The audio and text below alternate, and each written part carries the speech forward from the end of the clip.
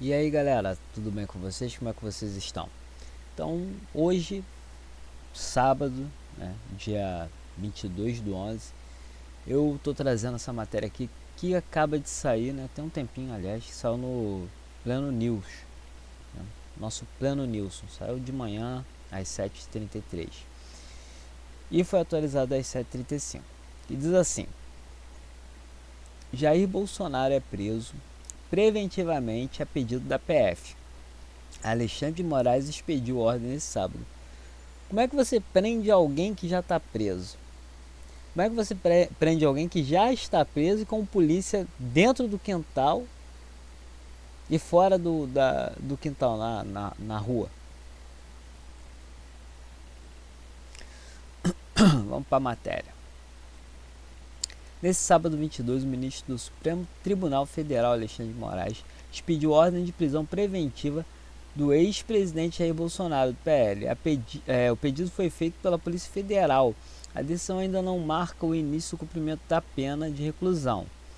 Em setembro deste ano, o Bolsonaro foi condenado pela primeira turma do STF a 27 anos e 3 meses de prisão em regime fechado por liderar uma organização criminosa e uma tentativa de Nárnia de golpe de Estado para se perpetuar no governo.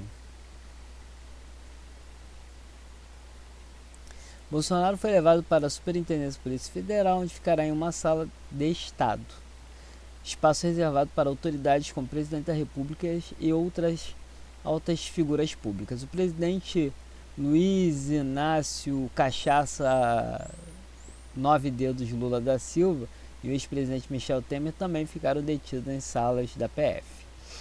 Só que o Lula cumpriu pena na sala da PF mesmo, né? Ele não chegou nem a ir para outro presídio.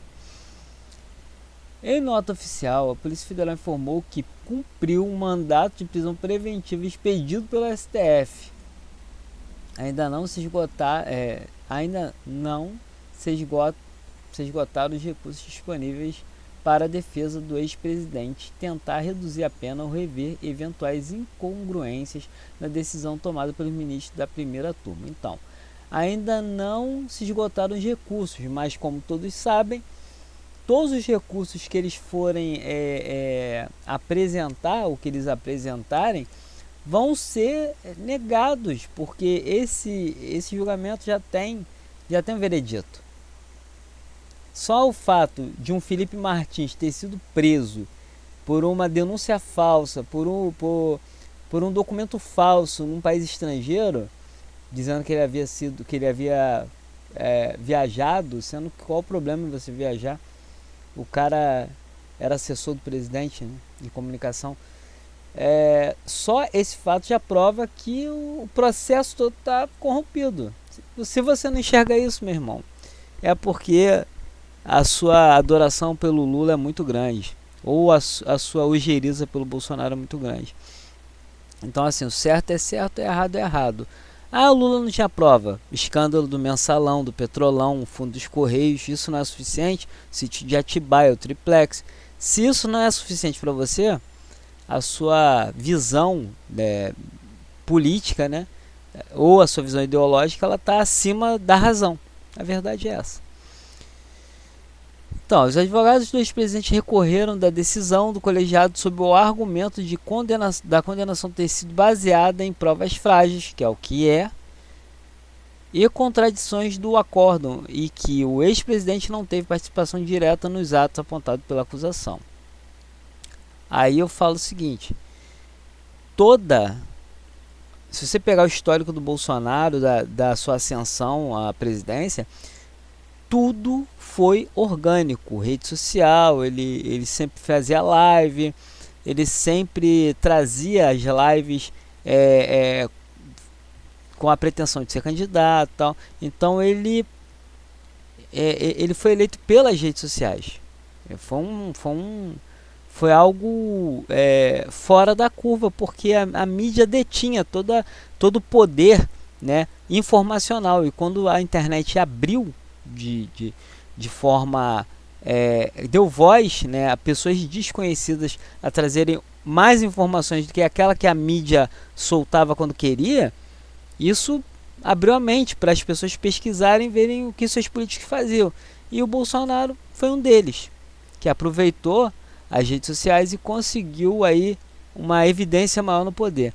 Então, para quem está conectado na internet e vê as coisas que Bolsonaro falava e aquilo que ele com outros parlamentares conseguiram evitar que chegasse à sociedade, como aquele kit gay, né, que o pessoal ficava zoando, mas que foi real, né, inclusive a bancada evangélica ajudou o Bolsonaro nisso, e se eu não me engano a católica também. Eles evitaram que crianças de 6 anos tivessem acesso a pornografia, simples assim.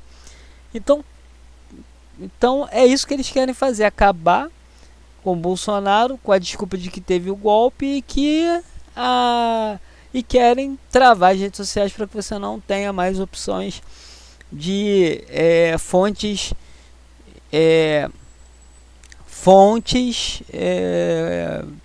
que não sejam do mainstream ou da grande mídia. Então essa é uma das minhas análises aí, humilde análises. Vamos lá, onde eu parei? A situação nos atos apontados pela acusação. Sim, os criminalistas Celso Vilar e Paulo Cunha Bueno defenderam no recurso que a decisão da corte provocou profundas injustiças, que é o que tem acontecido, por, dentre outros motivos, ter cerceado o direito à defesa e condenado o ex-presidente, mesmo ele tendo feito a desistência voluntária do golpe. Ou seja, mesmo que se admitisse o início de uma ação golpista, Bolsonaro teria interrompido a ação por vontade própria. Não tenha dúvida que as pessoas estavam insatisfeitas com o resultado das eleições, assim como eu fiquei.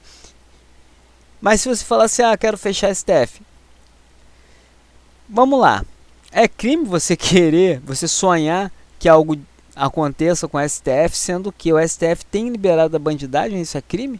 Você está insatisfeito com a injustiça da camada superior da Justiça Nacional vindo até os seus juízes inferiores, que muitas vezes dão ganho de causa para ações coletivas contra uma pessoa, como eu já vi aqui. Uma pessoa fez uma matéria falando sobre o que era o Islã e ele foi processado por racismo. E aí o cara não falava nada demais, ele trouxe uma matéria falando sobre o Islã. Então assim, é essa justiça que nós queremos para o Brasil? Uma justiça militante, que não julga segundo os fatos, mas segundo a sua lupa ideológica? Não, é complicado, galera. A defesa de Bolsonaro apresentou embargos de declaração contra a decisão da primeira turma. Esse tipo de recurso não permitia reverter o resultado do julgamento, pois seu objetivo é esclarecer eventuais contradições, omissões e obscuridades no acórdão. Os embargos poderiam apenas reduzir a pena do ex-presidente. Porém, decisão unânime, eles nunca vão aceitar. Cara, o brasileiro tem que entender que o STF, eles se acham semideus, eles nunca vão reconhecer que eles estão errados. Isso está acontecendo com Felipe Martins, isso está acontecendo com Daniel Silveira, isso aconteceu lá com o processo do Crezão. Eles nunca vão aceitar que eles erram, porque na cabecinha deles a instituição é maior do que o povo, e não é. O povo é maior do que todas as suas instituições, porque o povo os colocou, na verdade colocou os patetas dos deputados e senadores lá e do presidente, né? E aí esses vermes vão lá e escolhem essas pragas para atazanar a vida do cidadão comum. Por a decisão unânime, o colegiado rejeitou as alegações. Então é um processo viciado, não adianta.